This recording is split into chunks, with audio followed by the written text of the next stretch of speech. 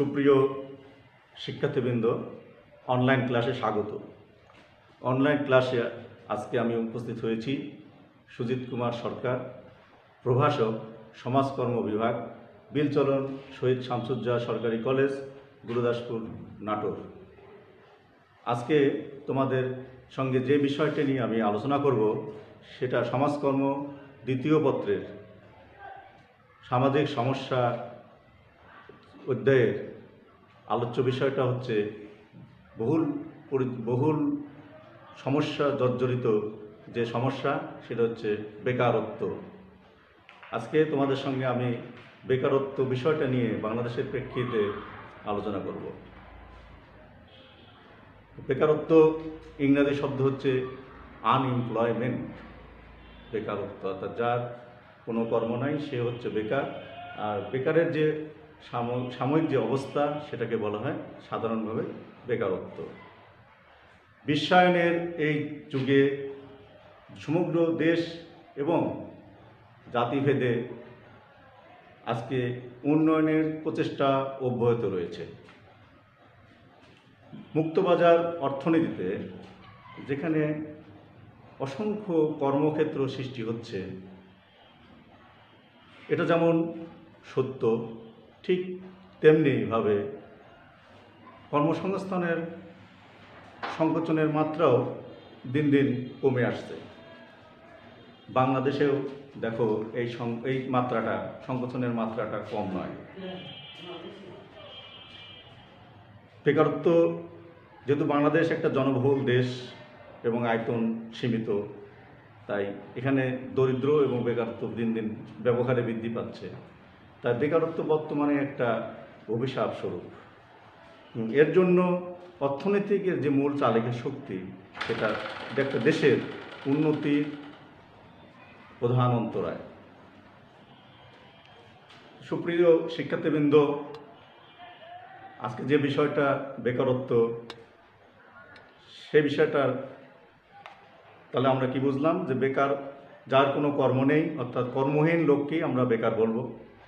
আর বেকারত্ব তার কাজ করার ইচ্ছা এবং সামর্থ্য থাকা সত্ত্বেও যারা কাজ পায় না, তাদের সেই অবস্থাকে বলা হয় বেকারত্ব। এখন বেকার তো অনেকেই আছে, কিন্তু সবাইকে আমরা বেকার বলবো না। শিশু, বৃদ্ধ, পঙ্গু, বিকলাঙ্গ, নির্ভরশীল ব্যক্তি, এদেরকে আমরা বেকার বলে চিহ্নিত করব না। তাহলে বেকারত্ব সম্পর্কে আমরা একটু সংজ্ঞাগত দিক বিশ্লেষণ করলে বেকারত্ব সম্পর্কে আরও ক্লিয়ার হওয়া যাবে। তোমরা একটু খেয়াল করো, বেকারত্ব সম্পর্কে সংজ্ঞা দিতে আমি এখন বলছি। বেকারত্ব সম্পর্কে অর্থনৈতিক দৃষ্টিকোণ থেকে যদি আমরা বলি, তাহলে কি বলি?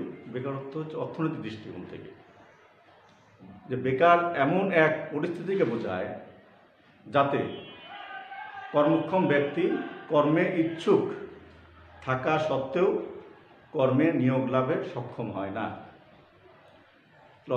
অর্থনৈতিক দৃষ্টিকোণ থেকে বেকারত্ব বলতে আমরা কি বুঝি?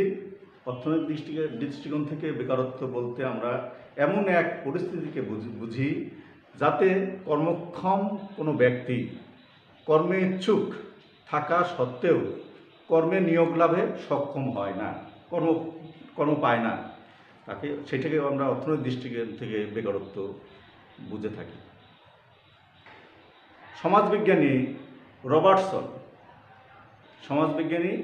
রবার্টসন কি বলেছেন? সমাজবিজ্ঞানী রবার্টসন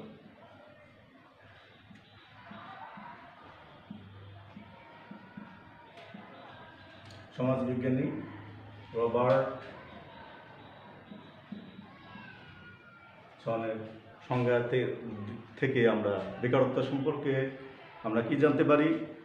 রবার্টসন বলেছেন, পারিশ্রমিকের বিনিময়ে কাজ করার ইচ্ছা থাকা সত্ত্বেও কর্মক্ষম ব্যক্তির কর্মসংস্থান না হওয়াকে বেকারত্ব বলা হয়। সমাজবিজ্ঞানী রবার্টসন বলেছেন, পারিশ্রমিকের বিনিময়ে কাজ করার ইচ্ছা থাকা সত্ত্বেও কর্মক্ষম ব্যক্তির কর্মসংস্থান না হওয়াকে বেকারত্ব বলা হয়। আরেক বিজ্ঞানী ব্রিটিশ অর্থনীতিবিদ এসি পিগু তিনি কি বলেছেন?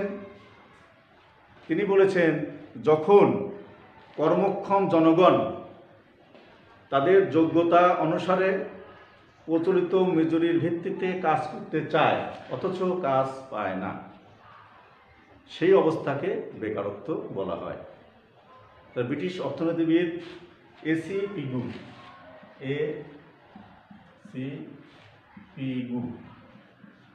বেকারত্ব সম্পর্কে বলেছেন যে যখন কর্মক্ষম জনগণ অর্থাৎ কাজ করার সামর্থ্য আছে এমন জনগণ তাদের যোগ্যতা অনুসারে অর্থাৎ তার বিভিন্ন রকম তাদের কাজ করার যোগ্যতা আছে, লেখাপড়া জানা আছে, যোগ্যতা আছে, প্রচলিত মজুরির ভিত্তিতে কাজ করার ইচ্ছা আছে অর্থাৎ কাজ করতে চায় অথচ কাজ সে পায় না, সেই অবস্থাকে বেকারত্ব বলা হয়।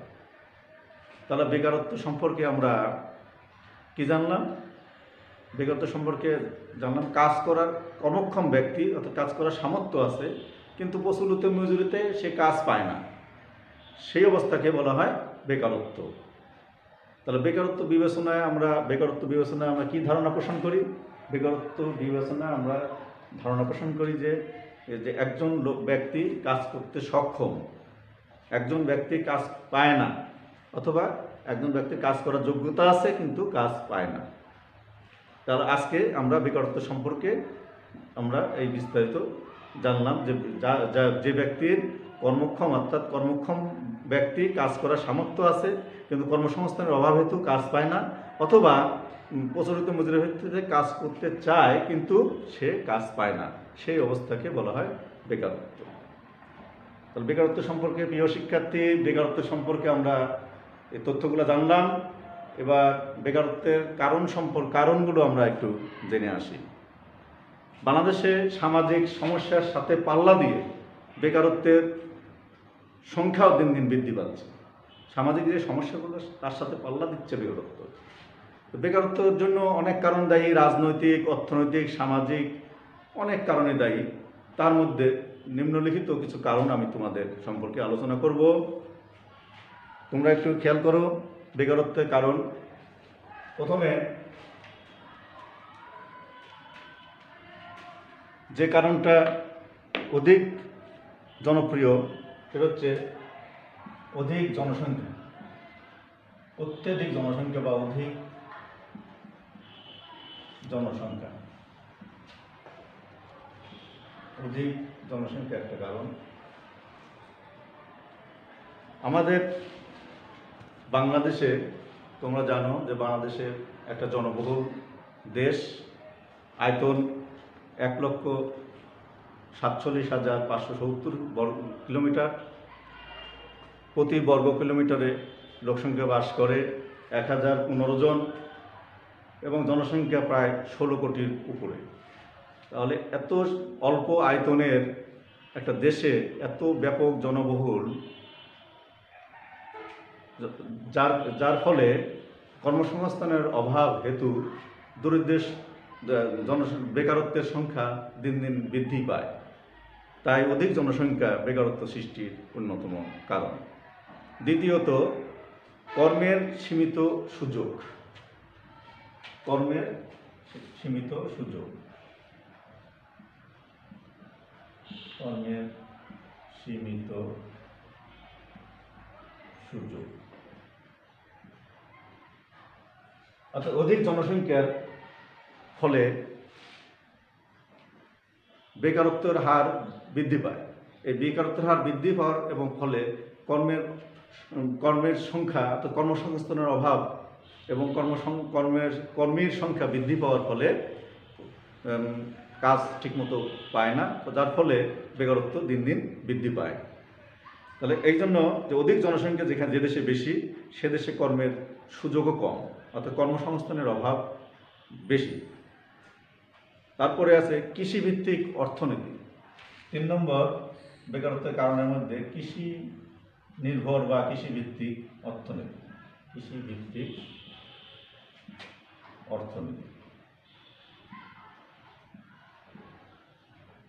আমাদের বাংলাদেশের অধিকাংশ লোক কৃষির উপর নির্ভরশীল এবং জিডিপির অধিকাংশ আয়ই এই কৃষি থেকে আসে এবং বর্তমানে আধুনিক পদ্ধতিতে কৃষির উৎপাদন না হয় প্রকৃতির উপর নির্ভরশীলতার কারণে মৌসুমী বেকারত্ব বৃদ্ধি পায়, যার ফলে বেকারত্ব দিন দিন বেড়ে যায়। তারপর আছে শিল্পের অনগ্রসরতা। শিল্পের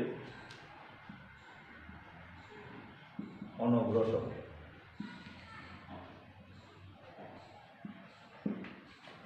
শিল্পের অনগ্রসরতা। আমাদের দেশের শিল্পের প্রসার তেমনভাবে বৃদ্ধি পায়নি, শুধুমাত্র গার্মেন্ট শিল্পের পোশাকটা বৃদ্ধি পেয়েছে, কিন্তু অন্যান্য শিল্পের প্রসার বৃদ্ধি পায়নি। কিন্তু এই যে দেশে ব্যাপক জনগোষ্ঠী আছে, এই জনগোষ্ঠীকে কাজে লাগাতে পারলে শিল্পক্ষেত্রে, তাহলে দেশের অনেক উন্নতি হতো এবং বেকারত্ব সংখ্যা দিন দিন বৃদ্ধি পেত। তারপরে আছে ত্রুটিপূর্ণ শিক্ষা ব্যবস্থা। ত্রুটিপূর্ণ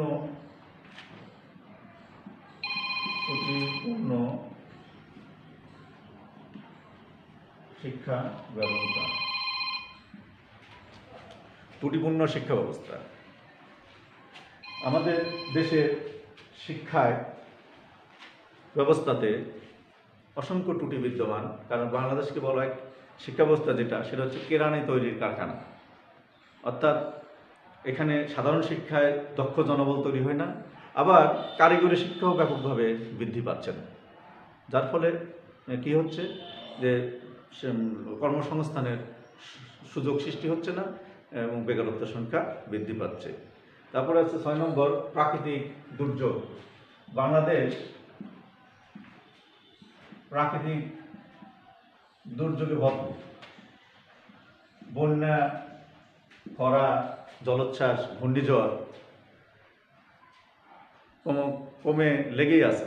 এর ফলে কি হয়, চাকরিচ্যুত হয়, বেকার সংখ্যা বেড়ে যায়। রাজনৈতিক অস্থিতিশীলতা। রাজনৈতিক অস্থিতিশীলতা আমাদের দেশে অহরহ বিরাজমান। রাজনৈতিক অস্থিতিশীলতা। রাজনৈতিক অস্থিতিশীলতার ফলে কি হচ্ছে, বিনিয়োগ, দেশে বিনিয়োগ করা সম্ভব হচ্ছে না, ব্যবসা বাণিজ্যের ক্ষতি হচ্ছে, শিল্প কারখানা তৈরি হচ্ছে না, বিদেশিরা এখানে পুঁজি খাটাচ্ছে না এবং ব্যবসা বন্ধ করে দিচ্ছে, যার ফলে বেকারত্ব সংখ্যা বৃদ্ধি পাচ্ছে। তারপরে প্রচলিত মূল্যবোধ। 8 নম্বর প্রচলিত মূল্যবোধ। আমাদের দেশের দৃষ্টিভঙ্গি ও মূল্যবোধের কারণে বেকারত্বের সংখ্যা বৃদ্ধি পাচ্ছে। যে মহিলাদেরকে আমাদেরকে ঘরে বসে কাজ করতে বলা হয় এবং যারা বংশমর্যাদা বা যারা কৌলিন্য বংশ, তারা ছোট কাজকে অবমাননাকর বলে মনে করে, এজন্য বেকারত্বের সংখ্যা বৃদ্ধি পায়। দারিদ্র অন্যতম একটা কারণ বেকারত্বের। কারণ বেকারত্বের অন্যতম যেমন কারণ দারিদ্র, তেমন দারিদ্রের জন্য আবার বেকারত্বের সৃষ্টি হয়। এদেশে যেমন দারিদ্রের কারণে যেমন পুঁজি উপার্জন কম, অর্থাৎ সঞ্চয় কমের ফলে বিনিয়োগ কম এবং কর্মসংস্থানের সুযোগও কম। তারপর চাকরির মোহ।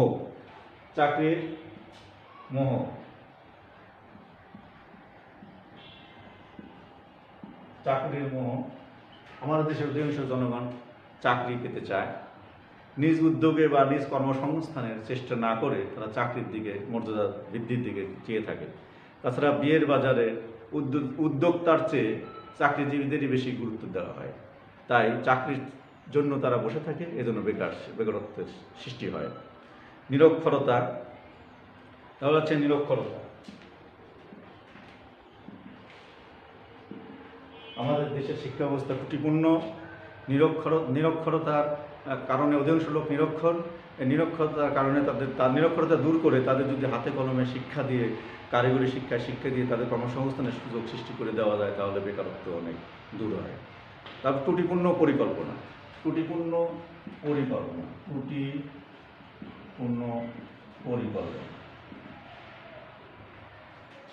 সরকারিভাবে যে সমস্ত পরিকল্পনা গ্রহণ করা হয় তাতে অনেক ত্রুটি থেকেই যায়, কারণ যেখানে এই ত্রুটিগুলা বেশিরভাগই অনগ্রসর বা অনুৎপাদন খাতে ব্যয় করা হয়। এর ফলে চাকরির বেকারত্বের সংখ্যা বৃদ্ধি পায়। তারপরে মূল জনশক্তি রপ্তানির অভাব। আমাদের দেশে জনশক্তি রপ্তানির অভাব, জনশক্তি রপ্তানির অভাব, জনশক্তি রপ্তানির অভাব, বৈশ্বিক মন্দা ও যুদ্ধ। বৈশ্বিক মন্দা ও যুদ্ধ বর্তমানে দেখো কোভিড-19-এর ফলে এবং অনেকের চাকরিচ্যুত হয়ে গেছে এবং বিদেশে তারা চাকরি হারাচ্ছে এবং দেশে এসে তারা বেকার হয়ে যাচ্ছে। এবং আজকে তোমাদের যে বিষয়টা নিয়ে আলোচনা করলাম হচ্ছে বেকারত্ব এবং বেকারত্বের কারণ। আগামীতে তোমাদের আবার সামাজিক সমস্যা অন্যান্য বিষয় নিয়ে আলোচনা করা হবে। সুপ্রিয় শিক্ষার্থীবৃন্দ, ধন্যবাদ।